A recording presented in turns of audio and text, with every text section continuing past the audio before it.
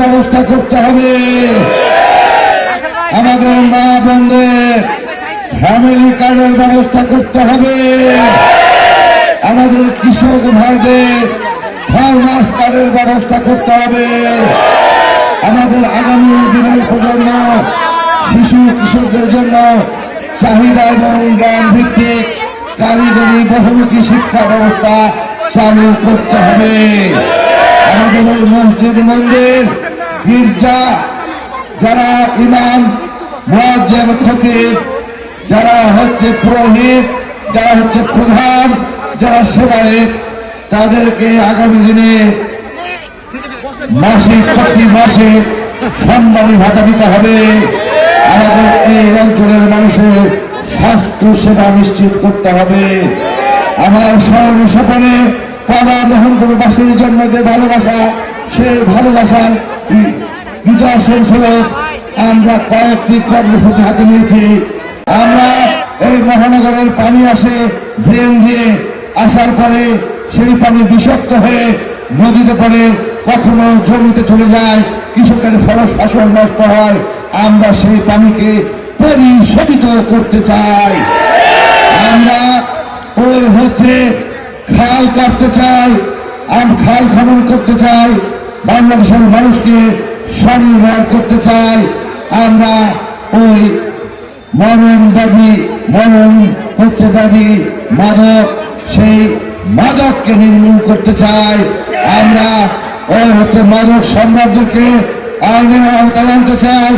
আমরা ওই হচ্ছে যারা চাঁদাবাজি করে চাঁদাবাজি নির্মূল করতে চাই।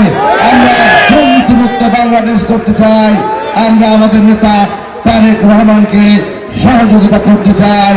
সম্মানী ভাইরা, আমি প্রবাল ভিতরে এই নটার ভিতরে হেঁটে চলে ফিরে দেখেছি আমাদের মায়ের বোনদের একই আকুতি, ভাই এই রাস্তাটা করে দেন, ভাই এই ড্রেনটা করে দেন।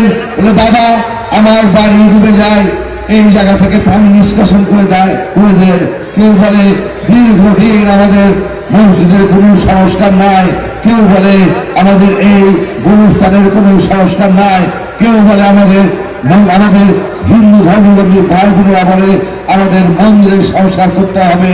ওই আমাদের খ্রিস্টান সম্প্রদায় যারা আদিবাসী যারা বলে আমাদের গির্জা হচ্ছে ঠিক করে দেন, গির্জার হচ্ছে ব্যবস্থা করে দেন। এই সমস্ত হচ্ছে আমার ভাবনা।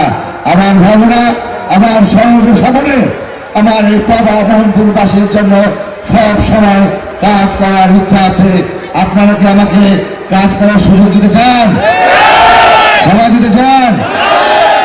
ধানের শীষে ভোট দিতে চান?